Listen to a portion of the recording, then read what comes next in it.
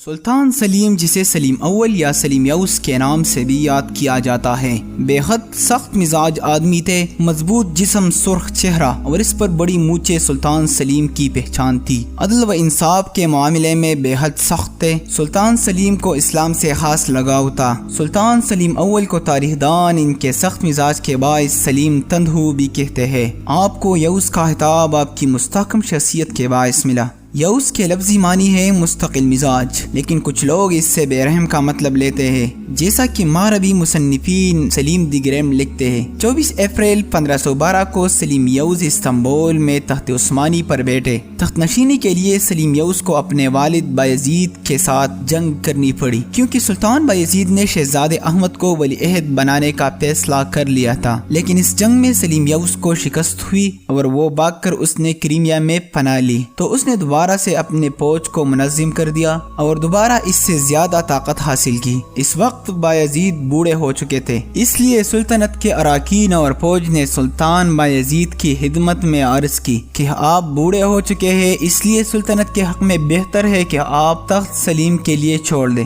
چنانچہ سلطان بایزید نے اپنے آپ کو اور سلطنت کو دیکھتے ہوئے سلیم کے حق میں تخت سے دستبردار ہو گئے۔ اس وقت بایزید کی عمر 64 برس تھی اور یہ سن 1512 تھا۔ سلطان بایزید نے اپنی عمر کے آخری حصے کو عبادت اور خاموشی میں گزارنے کا فیصلہ کر لیا۔ حکومت چھوڑنے کے بعد وہ بہت تھوڑے عرصے تک زندہ رہے۔ سلطان سلیم بے شک اور بلا شبہ عوام اور فوج کی رضامندی اور خوشی سے تخت نشین ہوئے، اور اب انہیں کھل کر اپنے صلاحیتیں دکھانے کا موقع ملا۔ جب سلطان بنے تو 40 سال کی عمر کو پہنچ چکے تھے۔ تخت نشین ہونے کے بعد سلطان سلیم اول کا سب سے بڑا خطرہ ان کے اپنے بھائی تھے، احمد اور کرکود۔ ان کو سلطان سلیم نے خط لکھ دیے اور کہا کہ میں تم لوگوں کو کسی صوبے میں گورنر تعینات کرتا ہوں، تم کوئی بغاوت نہیں کرو گے۔ انہوں نے تو بظاہر رضامندی ظاہر کی، لیکن سلطان سلیم اپنے خون کو اچھی طرح جانتے تھے کہ ان کے بھائی آرام سے بیٹھنے والے نہیں ہیں۔ سلطان سلیم کو اطلاعات مل رہی تھی کہ احمد فوج جمع کر رہا ہے، اور دوسرے طرف فوجی اخراجات پورے کرنے کے لیے احمد نے رعایا پر بہت بھاری ٹیکس لگا لیے، لیکن پھر بھی سلیم نے خود اپنے بھائی کے خلاف جنگ میں پہل نہیں کی، یہاں تک کہ احمد فوج لے کر ماسیا آ پہنچا۔ اب سلطان سلیم نے ضروری سمجھا کہ اسے روکنا چاہیے۔ احمد کے بیٹے اپنے باپ کے ساتھ برابر کے شریک تھے۔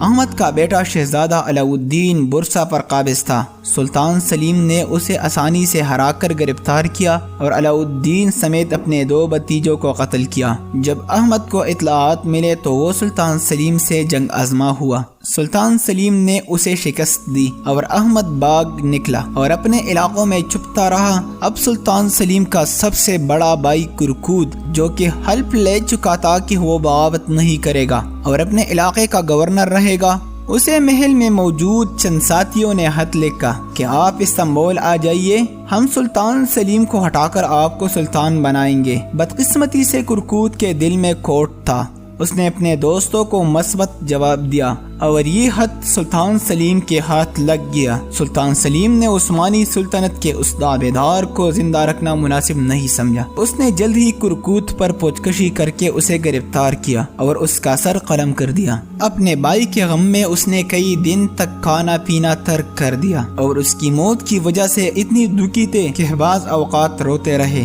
لیکن دوسرے طرف ادھر احمد نے عوام کی کچھ ہمدردیاں حاصل کیے اور فوج جمع کی اور کئی بار سلطان سلیم سے جنگ آزما ہوئے۔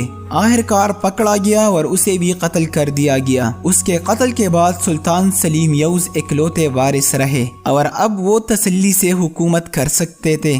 اس کے بعد وہ 1520 میں بیمار ہو گئے اور آخرکار 9 سال پایتخت سنبھالنے کے بعد وہ اس فانی دنیا سے رخصت ہوئے۔ اس نے 9 سال کی اس مختصر دوری حکومت میں بہت سے کارنامے سر انجام دیے۔ اس نے مصر کے مملوکوں کو شکست دے کر مصر کے علاوہ موجودہ عراق، شام، فلسطین، اردن اور سب سے بڑھ کر حجاز پر قبضہ کر کے اپنی سلطنت کا رقبہ دگنا کر دیا۔ حجاز کے 2 مقدس شہروں مکہ اور مدینہ حاصل کرنے کے ساتھ ہی سلیم اول مسلم دنیا کے سب سے طاقتور حکمران بن گئے۔ عام تصور کے مطابق 1517 میں عثمانی خلافت کا آغاز ہوا اور سلطان سلیم اول کو مسلمانوں کا پہلا خلیفہ قرار دیا گیا، جبکہ اس سے پہلے عثمانی سلطان یا بادشاہ کہلاتے تھے۔